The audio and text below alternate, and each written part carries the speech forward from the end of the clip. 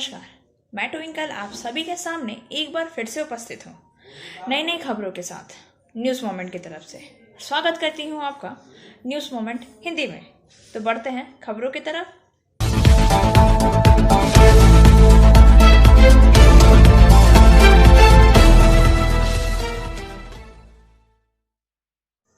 Hello viewers, आप सब कैसे हैं?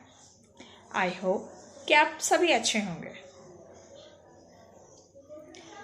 हमेशा की तरह आज शुक्रवार है और शुक्रवार को हम लोगों ने कुछ अलग पेश करना चाहा है। मैं आशा करूंगी कि आप सभी को वो पसंद भी आएगा।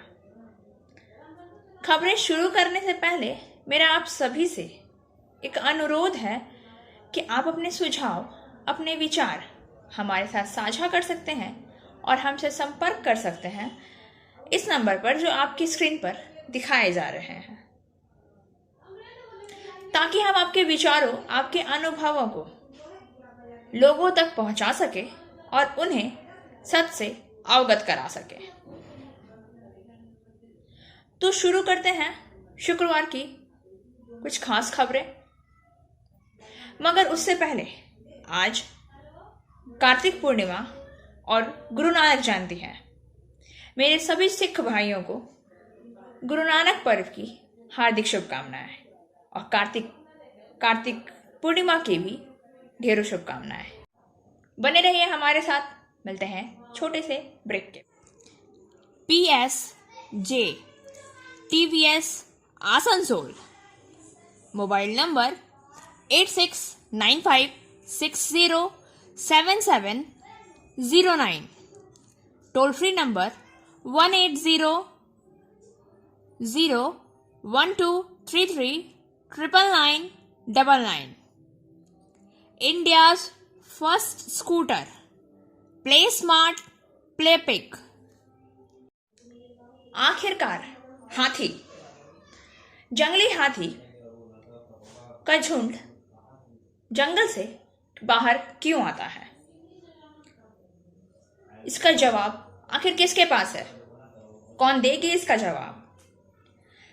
ऐसा हुआ कि जंगली हाथियों का एक झुंड धान की खेत के बाद रेलवे ट्रैक पर आकर जमा हो गया, जिसकी वजह से ट्रेन सेवाएं लगभग 2 घंटे तक बाधित रहीं।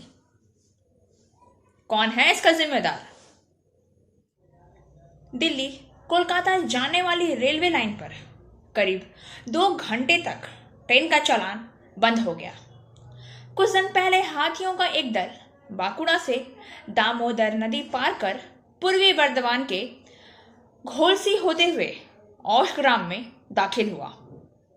औशग्राम इलाके में पिछले 7 दिन से हाथियों का झुंड हिंसा को अंजाम दे रहा है।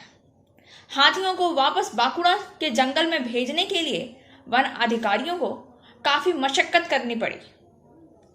कल हुला पार्टी में आए थे, लेकिन औशग्राम के वन क्षेत्र से हाथियों के झुंड को ले जाना संभव नहीं था। बुधवार शाम पूर्वी बर्धमान जिला प्रशासन ने वन विभाग और स्थानीय पंचायत सदस्यों के साथ बैठक की। मानगढ़ और परहेज स्टेशन के बीच रेलवे लाइन को पार करते समय 65 से 44 हाथियों ने गोलसी की ओर लाइन पार करने के लिए की, लेकिन आखिर हाथी औशग्राम की ओर रुके रहे। नतीजा यह हुआ कि कोलकाता और दिल्ली लाइन पर ट्रेन सेवाएं शाम 6:30 बजे से रात 8 बजे तक बाधित रहीं।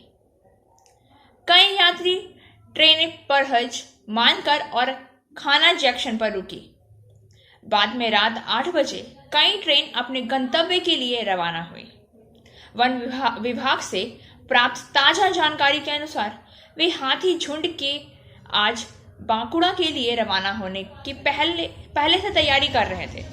इसलिए जब हाथी रेलवे लाइन पार कर रहे होते हैं तो शाम 6 बजे से रात 8 बजे तक ट्रेन सेवा करीब 2 घंटे के लिए बंद रही। रात 8 बजे के बाद ट्रेन यातायात सामान्य हो जाता है। बने रहिए हमारे साथ। मिलते हैं छोटे से ब्रेक। फिजियोथेरेपी क्लिनिक पुरुषों एवं महिलाओं दोनों के लिए। यहाँ उपयोग किए जाने वाले मशीनों का नाम है UST, IFT, TENS, MS, short wave deep heat, wax bath, infrared lamp इत्यादि।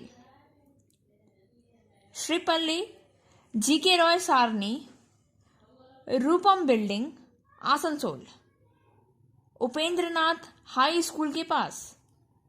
अधिक जानकारी के लिए आप संपर्क कर सकते हैं महुआ 7047456855 पर। ग्रामीणों ने लगाया आरोप, भू अभिलेख ठीक करने के नाम पर भ्रष्टाचार का आरोप। पुरुलिया से वर्किंग एडिटर विकास प्रसाद के अनुसार ग्रामीणों ने भू अभिलेख ठीक करने के नाम पर भ्रष्टाचार का आरोप लगाया है। इस दिन राघवपुर गांव ग्राम पंचायत के निवासियों ने पुरुलिया नंबर 2 प्रखंड के भूमि विभाग में आकर विरोध किया। कथित तौर पर भू अभिलेखों में संशोधन के नाम पर अन्य के नाम पर वास्तविक भूस्वामियों के पट्टे दिए जा रहे हैं। इस भ्रष्टाचार में भू विभाग और भू माफिया शामिल है। इसके विरोध में राघवपुर क्षेत्र के ग्रामीण पुरुलिया नंबर 2 प्रखंड के भूमि कार्यालय में बैनर पोस्टर लेकर पहुंचे और विरोध करने लगे। उन्होंने मांग की है कि भू अभिलेखों में संशोधन करते हुए वे गांव में जाकर वास्तविक भू स्वामियों के दस्तावेज की जांच करें। हालांकि भूमि विभाग के अधिकारियों ने ग्रामीणों के आरोप की जांच के बाद तत्काल कार्रवाई करने और उच्च अधिकारियों को मामले की रिपोर्ट करने का आश्वासन दिया है। করে খাচ্ছি মাছ বিকে খাচ্ছি কোথায় পেয়ে ওই 50 টাকায় আপনাদের জমি থেকে লুট চলছে লুট বলে হ্যাঁ লুট একদম লুটে নিচ্ছে দালাল লুটে নিচ্ছে একদম আমি আপনাকে সব দেখাই দিব ডকুমেন্টস দেখাই দিব অন্যের নামে হ্যাঁ একদম একদম একদম ঠিক বলছেন একদম বিএলআর অফিসার একদম লুটে নিচ্ছে আপনি এটাই আপত্তি আপনি ফিল্ডে চলুন আমাদের আমি দেখাই দিব যে এটা আমার জমি এটা আমার কাগজ দেখাই দিব সমস্ত আমার ওদের কাছে ছিঁড়া আছে আমাদের কাছে গোটা আছে আমরা দেখাই দিব যে এটা আমার জমি এটা আমি চাষ করছি আজ পূর্বপুরুষরা 3 পুরুষরা চাষ করছি ওইটা দেখাই দিব আপনাকে আপনাকে কাগজও দেখাই দিব আমি কিন্তু এলআর করতে গেলে না এলআর করতে গেলে কোনো নাই ওই দালালের নামে ওই প্লটটাই বিক্রি করলাম ওদের নামে সুন্দর কুড়ি কাটা উঠে গেল আর বাকি প্লটটা কই আমাদের পড়ে রয়ে গেল উঠছেই নেই আমার দিনেশ কৈবর্তন বাড়ি রাঘবপুর এবারে বিক্রি করছে তখন বলছে আমাদের গোটা ঠিকই আছে দলিল পর্চা সব হয়ে যাচ্ছে এবারে এখান থেকে পর্চা নিয়ে যাচ্ছে অন্য লোক তখন দিয়ে দিচ্ছে এবারে কি হিসাবে হবে আমার কিভাবে হচ্ছে তাহলে অন্য লোকের হাতে কেনে দিবে আমাদের জিনিসটা অন্য লোককে বাড়ির লোককে তো বলতে হবে কেনে দিব দলিল পর্চা গেল মঙ্গলবার বিএলআরও মানে অন্য নামে রেকর্ড করে নিচ্ছে এবার নিজের জমি নিজের কিছুই নাই। बने रहिए हमारे साथ, मिलते हैं छोटे से ब्रेक के बाद। Motion Durgapur centre session 2022 and 23 admission open for class 7 to 12 pass, ITI, G and NEET. For further information, please contact 9434822278 or 8900100080। आइए जानते हैं मनु भंडारी के बारे में कुछ तथ्य। एक नए स्वतंत्र भारत में हिंदी साहित्य पर हावी होने वाले नई कहानी आंदोलन के मुख्य वास्तुकारों में से एक मनु भंडारी के उपन्यास आपका बंटी, महाभोज और एक प्लेट शैलाब, 3 निगमों की एक तस्वीर, त्रिशंकु और आंखें देखा झूठ जैसी कहानियां एक नए भारत के बारे में बात की जो एक उभरते हुए मध्यम वर्ग और व्यक्तिवाद से निपट रहा है। भंडारी जिनकी कहानियों पर लोकप्रिय फिल्में रजनीगंधा और स्वामी आधारित थी, सोमवार 15 नवंबर को गुरुग्राम में उनका निधन हो गया। वह 90 वर्ष की थी।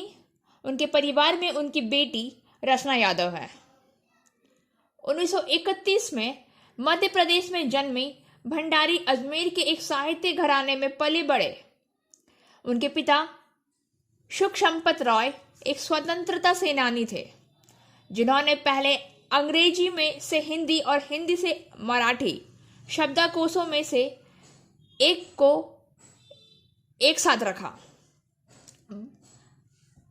भंडारी ने 1957 में अपनी पहली व्यक्तिगत साहित्य कृति मैं हार गई लिखी। इससे पहले उन्होंने अपने पति साथी लेखक राजेंद्र यादव के साथ एक इंच मुस्कान उपन्यास पर काम किया था। एक बात याद रखने की जरूरत है कि मनु भंडारी ने हिंदी साहित्य जगत की उन नायिकाओं को दिया जो एक ही समय में व्यवहारिक और बोल्ड थी। वे अपने फैसले खुद किया करती थी और वे कामकाजी महिलाएं थी। भंडारी ने कोलकाता विश्वविद्यालय से पढ़ाई की और बनारस हिंदू विश्वविद्यालय में हिंदी साहित्य में स्नातकोत्तर की उपाधि प्राप्त की।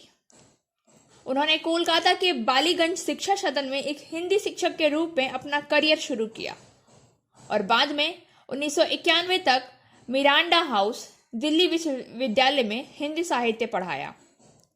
नए लेखकों के लिए इतनी कम उम्र में उनके जैसे किसी व्यक्ति तक पहुंचना बहुत बड़ी बात है। वह बहुत विनम्र और मिलनसार थी। वह हर किसी के बारे में लगभग सब कुछ नोटिस करती थी, ठीक उसी शर्ट से जिसे भंडारी पहनी होंगी।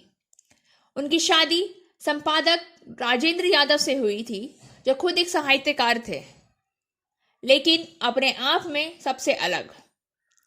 विद्या प्रधान द्वारा हिंदी से अनुवादित the best of Mannu Bhandari, the wise women and the under stories 2021 Roli books के अपने परिचय में लेखिका नमिता खोगले कहती हैं, वह अपने पति की प्रसिद्धि और करिश्मे में कभी भी छाया नहीं आई, लेकिन दृढ़ता से अपने स्वयं के पर्याप्त लेखक करियर को आगे बढ़ाया। उनके आसपास का साहित्य परिवेश उत्साह के साथ जीवंत था। निर्मल वर्मा, मोहन राकेश, कमलेश्वर, कृष्णा शोभिती, भीष्म सहायनी, उषा प्रियमवदा और निश्चित रूप से वह दुख अपने पति राजेंद्र यादव के साथ अपने समय के आख्यानों की पुनर्व्याख्या कर रही थी। जहां भंडारी को अक्सर उनकी मजबूत नायिकाओं के लिए याद किया जाता है, वहीं उनके साहित्यिक कार्य व्यक्तिगत और राजनीतिक रूप से प्रभावित होते हैं। लघु कहानी यही सच है दो प्रेमियों के बीच फटी एक महिला के बारे में बताती है। उपन्यास आपका बंटी ने टोल पर कब्जा कर लिया, जबकि महाभोज के राजनीति और अपराध की गठजोड़ के बारे में बात की और बछेली नरसंहार पर आधारित है। मनु भंडारी एक अच्छे लेखक थे। मैं उन्हें केवल एक नारीवादी लेखिका के रूप में स्थान नहीं दूंगी। उनकी शादी एक अन्य लेखक राजेंद्र यादव से हुई थी, जो एक मांगलिक और कभी कभी एक मुश्किल पति भी थे। एक प्रतिभाशाली युगल जिसकी दोनों साहित्यिक शैलियां भिन्न थी। वह बहुत ही अधिक सफल थी और उनके काम को फिल्मों जैसे विभिन्न माध्यमों से बहुत अधिक प्रसारित किया गया। लेखक और पत्रकार मृणाल पांडे ने कहा है, मैं उन्हें एक स्नेही बुजुर्ग के रूप में जानता था, जिन्होंने मुझे न केवल एक महिला के रूप में बल्कि एक लेखक के रूप में प्रोत्साहित किया है। वह मूर्खों के प्रति भी बहुत निर्भीक थी। मेरे विचार से वह बहुत ही सौम्य और दयालु आत्मा थी, और फिर भी उनका काम बहुत कठिन था। महाभोज को देखिए, कैसे उन्होंने एक नए भारतीय मध्य वर्ग के बारे में बात की है। बने रहिए हमारे साथ, मिलते हैं छोटे से ब्रेक। एंजल विद्या मंदिर, a sure way to success. We provide class 8 to 10, class 11 and 12, graduation honors and program. We also provide all types of competitive class. For further information, please contact 9932864067 or 8116183079.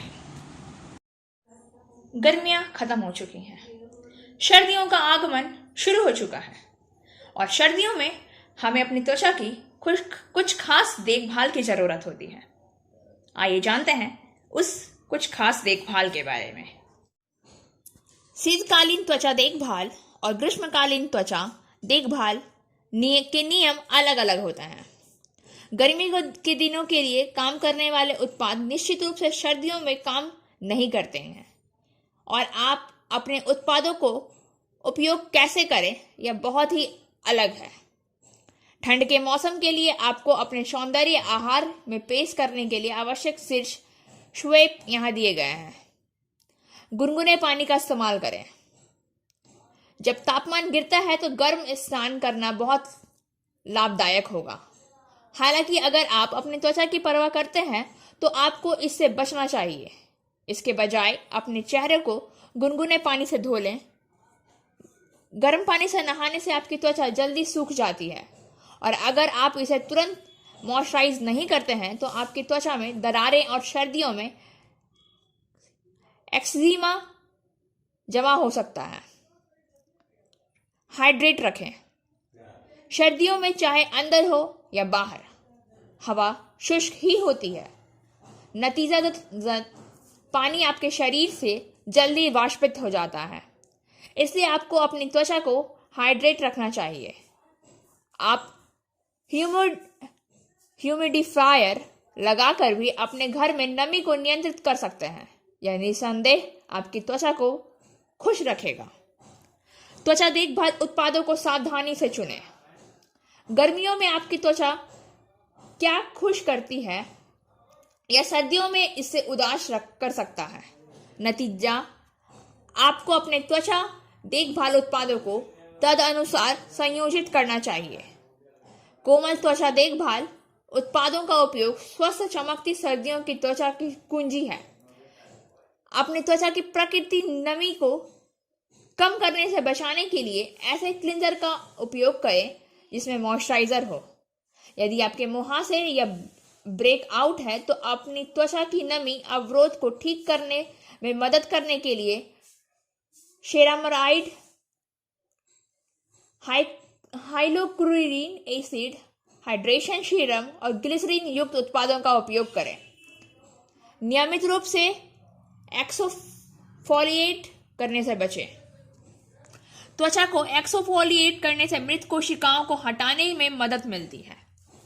आपको सर्दियों के महीने में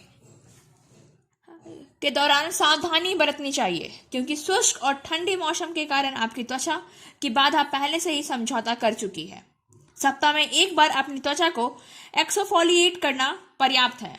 यह त्वचा पुनर्जनन और उत्पादन अवशोषण में सहायता करता है। आपको अपनी त्वचा के प्रकार के आधार पर भी छूटना चाहिए। अगर आपकी त्वचा बहुत रूखी है तो अपनी त्वचा को हल्के से एक्सफोलिएट करें। यदि आपकी मिश्रित या तैलीय त्वचा है तो सप्ताह में एक बार पर्याप्त होगा। अक्सर मॉइस्चराइजर करें। विशेष रूप से अपने हाथों को अपनी हथेलियों के रोम छिद्र और त्वचा के शरीर के अन्य अंगों के रोम छिद्र और त्वचा की तुलना में कम तेल ग्रंथियां होती हैं, इसलिए अपने हाथों की नमी तेजी से निकल जाती है जिससे उसमें दरारें और खुजली होने का खतरा हो सकता है।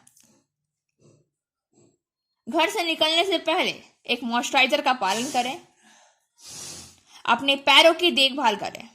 अपने पैरों को मॉइस्चराइजर रखने के लिए ग्लिसरीन आधारित क्रीम और पेट्रोलियम जेली चुनें। इसके अलावा सुनिश्चित करें कि आप अपने पैर के रोम छिद्र और त्वचा को बार बार एक्सफोलिएट करें ताकि यह बिना किसी समस्या के मॉइस्चराइजर को सोख सके। एक दैनिक त्वचा देखभाल दिनचर्या बनाए रखें। यह फैंसी होना जरूरी नहीं। यहाँ एक बहुत ही सरल और आसान त्वचा देखभाल है जिसका पालन हम सभी सर्दियों में अपनी त्वचा को खुश रखने के लिए कर सकते हैं। अपनी त्वचा को दिन में 1 या 2 बार साफ करें, आदर्श रूप से सुबह के समय और सोने से पहले। सुबह अपना चेहरा धोने के बाद नमी को बंद करने के लिए दिन में एक हल्का सा मॉइस्चराइजर का पालन करें। रात में भारी मॉइस्चराइजर या रात भर क्रीम का प्रयोग करें। इसे नम छिद्र और त्वचा पर निष्पादित किया जाना चाहिए क्योंकि केवल धोए गए छिद्र और त्वचा नमी को बेहतर ढंग से अवशोषित करती है। बादल छाए रहने के दिनों में भी सनस्क्रीन पहने। कड़ाके की ठंड के मौसम में भी सनस्क्रीन लगाना उतना ही जरूरी है जितना गर्मियों में। काले सुनसान सर्दियों के दिनों में भी मूर्ख ना बने। सूरज की यूवी किरणें बादलों में पुनः घुस जाती हैं और नुकसान पहुंचा सकती हैं। बाहर जाने से पहले अपने शरीर के सभी खुले क्षेत्र में 15 या उससे अधिक SPF के साथ मॉइस्चराइजिंग ब्राइट एक्सप्रेट सनस्क्रीन लागू करें। अपने होठों के लिए बाम। अपने होठों की प्राकृतिक सौंदर्यता को छीनने वाले लिप रंगों का उपयोग करने के बजाय रंग में आने वाले मॉइस्चराइजिंग लिप बाम के साथ अपने पाउट को सुंदर रखें। हाइड्रेशन के लिए सीरम का प्रयोग। सीरम स्थिरता में पतले होते हैं। इसमें हाइड्रोक्लोरिन एसिड होता है जो उन्हें सर्वश्रेष्ठ शीतकालीन त्वचा देखभाल उत्पादों में एक बनाता है।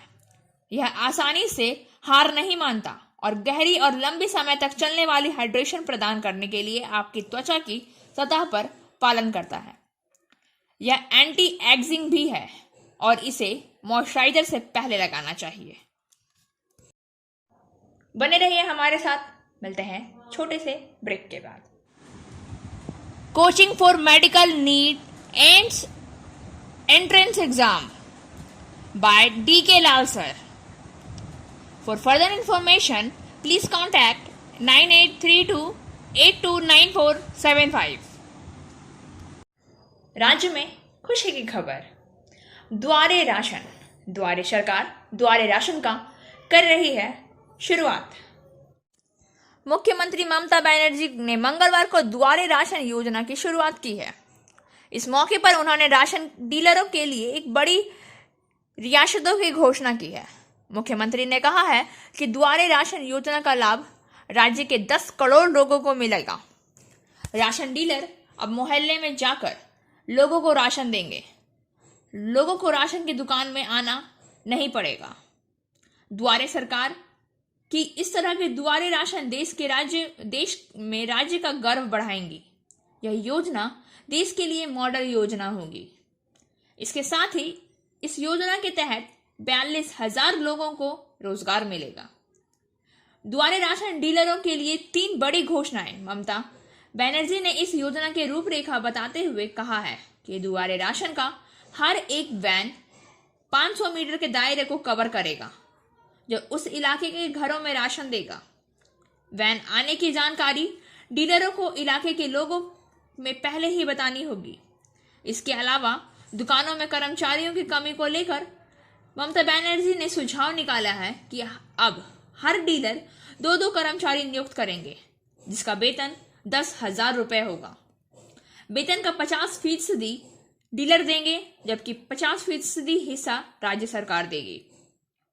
इस तरह 42,000 लोगों को रोजगार मिलेगा। तीसरी महत्वपूर्ण घोषणा सीएम ने द्वारे वैन को लेकर की। उन्होंने कहा कि वैन खरीदने वाले डीलर को सरकार की तरफ से 1 लाख रुपए की सब्सिडी दी जाएगी। सीएम ने कहा कि राशन की डीलरशिप पाने के लिए जो राशि जमा की जाती है उसे 1 लाख से घटाकर 50,000 कर दिया जाना चाहिए। साथ ही महिलाओं को भी राशन की डीलरशिप मिलनी चाहिए ताकि महिलाओं को भी रोजगार मिल सके। राशन डीलर को कहा गया है कि द्वारे राशन ले जाने में किसी तरह की कोई दिक्कत नहीं आनी चाहिए। खाद्य सबकी जरूरत है, इसलिए अगर कोई ग्राहक अमुक दिन नहीं आ पाता है तो दूसरे दिन उसकी जगह वह आ जाता है तो उसे राशन मिल जाना चाहिए। इस प्रक्रिया में कहीं कोई चूक नहीं होनी चाहिए। यह सुनिश्चित करने के लिए ममता बनर्जी ने समस्त डीलरों से अपील की है। खाद्य साथी योजना का भी ममता ने जिक्र किया और कहा कि आज सभी को निःशुल्क खाना मिल रहा है। इसके पीछे खाद्य साथी योजना है द्वारे राशन को सफल बनाने में राज्य के सभी राशन डीलर तथा उनके यहाँ काम करने वाले कर्मचारियों का हाथ है। ममता ने इसे लेकर विभागीय अधिकारियों को शुभकामनाएं दी हैं और कहा है कि आने वाले समय में बंगाल देश को रास्ता दिखाएगा। और अब पेश है हमारे चैनल की भाषा हिंदी से संबंधित कविता। कविता का शीर्षक है पत्रकारिता और इसके कवि हैं राजेंद्र प्रसाद बहुगुणा। यहां जिसका कोई काम नहीं है पत्रकार है, बस करतूतों की कलम हाथ में कलाकार है। कुछ धीरे धीरे संपादक भी हो जाते हैं। ये कलम वलम के शेर शाम को ही खाते हैं। प्रतिबिंब देश का पत्रकार को हम कहते थे। निर्भय शब्द सतह शरीता से ही बहते थे। सब समाचार अब केवल रद्दी बेच रहे हैं। सागर की लहरों में रेखा खींच रहे हैं। गंध द्वंद की खबरें के हम आदी हैं। दिल दिमाग के में सबके नेता और खादी हैं। काम देव बिन खबर बने रस पिट जाता है। हर चैनल क्यों चरित्रहीन को दिखलाता है। भ्रष्ट आचरण व्यभिचार नित छप जाते हैं। धवल धनी रसराज सभी को क्यों भाते हैं। चरण वंदना से सारे चैनल भरे पड़े हैं। इस पत्रकारिता के भी अपने अलग धड़े हैं। धनियों के कोटे से कागज मिल जाता है। ये प्रजातंत्र पूंजीपतियों का बही खाता है। भारत माता धनपतियों का समाचार है। क्या मजबूरी है, राष्ट्रभक्त भी लाचार है। निर्भयता से कलम अगर कुछ लिख देता है। हर पत्रकार संपादक की यह शुद्ध खेती है। इस पत्रकारिता से मजबूरी दूरी हटाओ। संपादक स्वच्छंद बने, कुछ ऐसा लाओ। क्या कलम साहित्य सृजन में आएगी। शमशीरों की धार कलम क्या बन पाएगी। संपादक शब्दों में कुछ विस्फोटक लाओ। भ्रष्ट शर्म से मर जाए, वो कला दिखाओ। बने रहिए हमारे साथ। मिलते हैं छोटे से ब्रेक के बाद।